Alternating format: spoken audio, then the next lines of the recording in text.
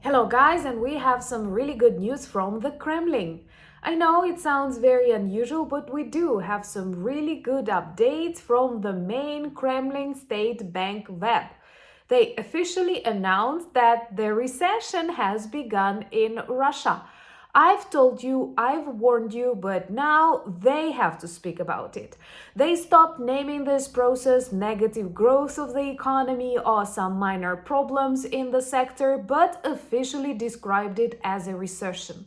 And all because you cannot fuel this enormous Russian war machine after the failed blitzkrieg for 3.5 years, hoping that it can continue like that. Plus, multiplied with Ukraine sanctions on their oil and gas pipelines, and with the sanctions from our partners also restricting Russian possibilities, the results are finally here. One more proof: it's not the time to appease Putin, it's time to finish his regime and to continue living on a better and safer planet. So let's discuss what is happening right now inside the Russian economy when even their officials have to name it as it is: recession. My name is Anna, I'm from Ukraine, I'm in Ukraine, and if you want to see the defeat and demilitarization of Russia, and that is the only working peace plan, please subscribe and share these videos to demonstrate your solidarity with Ukraine. So the main Russian state bank web and their experts had to confirm some negative things are happening inside the Russian financial and economic sectors, and it is time to name it recession. You cannot build a strong and healthy economy on war. For the first 2 years after the failed blitzkrieg and the need to continue invasion, and here I need to remind you that during the last 1,000 days, losing hundreds of thousands of the Russian soldiers, Putin gained 1% of Ukrainian territory. He sacrificed 20% of Russian oil refining industry, and Russia is way bigger, and oil refining industry is central for their budget. So he sacrificed all that for 1% of Ukrainian territory. Please understand that when reading the news, listening to the speeches from the White House, and making your own decisions about the potential negotiations or any peace deal. Remember about that. So they experienced a short period of some fever inside the Russian economy, and now the results are visible. And actually, this recession is the consequence of that wrong choices made at the very beginning of the full-scale invasion, and all the Ukrainian drone sanctions that we started so effectively applying in 2024 and continue now, they are not yet felt, but they will destroy Russian cash machine, and Russian cash machine is directly connected to their war efforts. They underestimated Ukraine and they way overestimated Russian budget and anything connected with that. So this web bank observed the situation inside the Russian economy and had to speak about this very negative growth. I love it how Russians invent euphemisms to describe bad things, and when they have a decline, they describe it as this negative growth. So at the beginning, during each quarter of this year, the growth dropped to approximately 1%, and it did not make up to the expected numbers. But finally, it reached the bottom that can be described by Russian officials, and here I need to stress Russian officials, as recession. Because Russians are always lying, pretending that everything goes according to the plan. And when they actually speak about the problem, you can multiply that problem by 100 in reality. They were lying about Chernobyl. They were lying about the collapse of the USSR.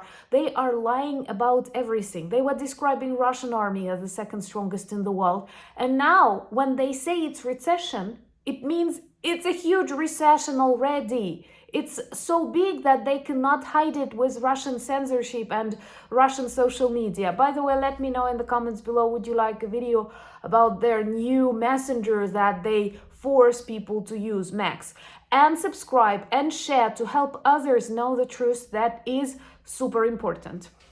When sanctions started working, when Ukrainian drone sanctions started working, leading to serious gasoline crisis, which actually becomes more and more serious each day. I simply do not include it in my videos on a daily basis, but you can read it in the news, you can see it.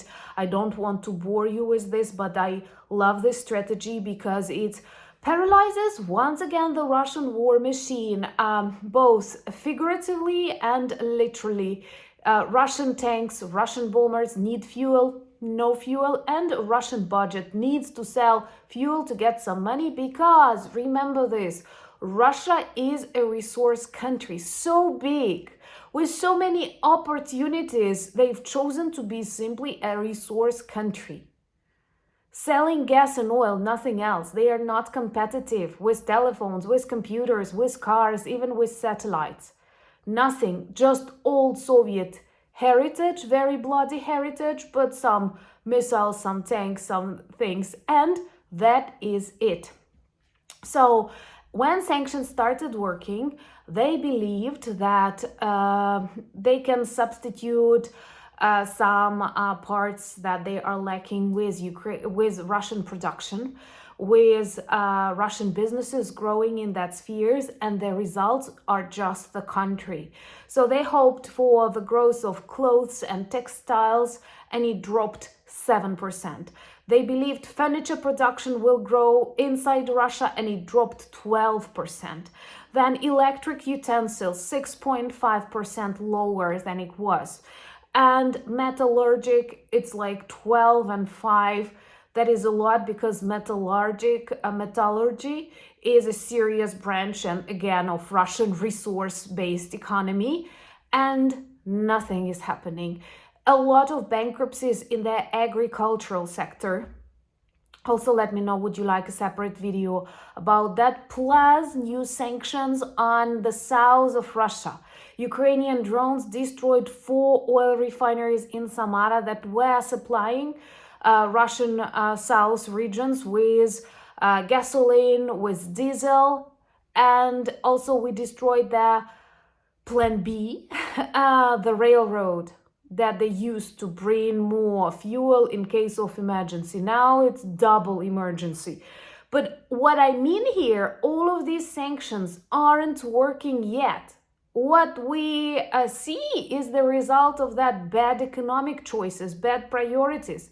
Somehow Putin and his population decided that spending almost $1 billion a day on killing Ukrainian children is a better investment than building roads, developing companies, investing in Russian businesses. And now they start getting these results. And I pray that Donald Trump does not lift the sanctions.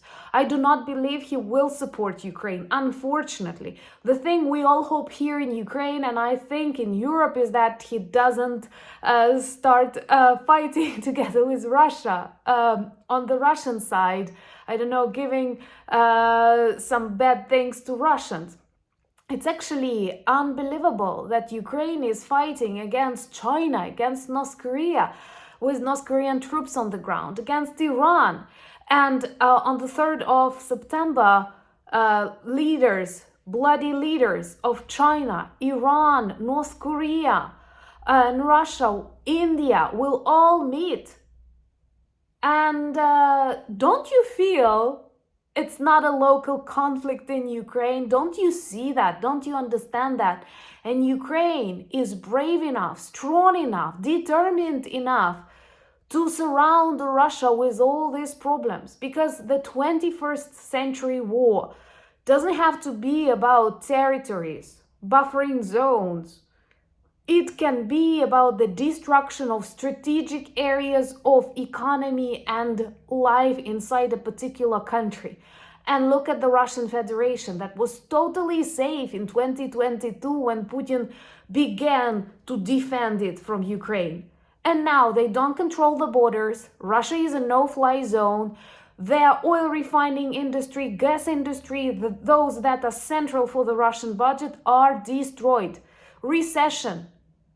is announced not by Ukrainians, not by British experts, but the representatives of the main state Kremlin bank web. Thumbs up for that. And remember to follow me on Anna Danilchuk channel, where there are weekly updates in this discussion format about a lot of things that I do not manage to pack into our daily conversations that are more news focused. Check the merch shop. We've got lots of good items that help you work and live as Ukrainian ambassadors, reminding people about our fight and the need to defeat the evil. Follow me on X, Instagram, Threads, Blue Sky, Discord, all the links in the description of this video. Always leave your ideas for the conversation you would like to see here or on my other channel. And thank you for buying me coffees, becoming my patrons and sponsors of the channel. But most importantly, thank you for standing with Ukraine. Slava Ukraini!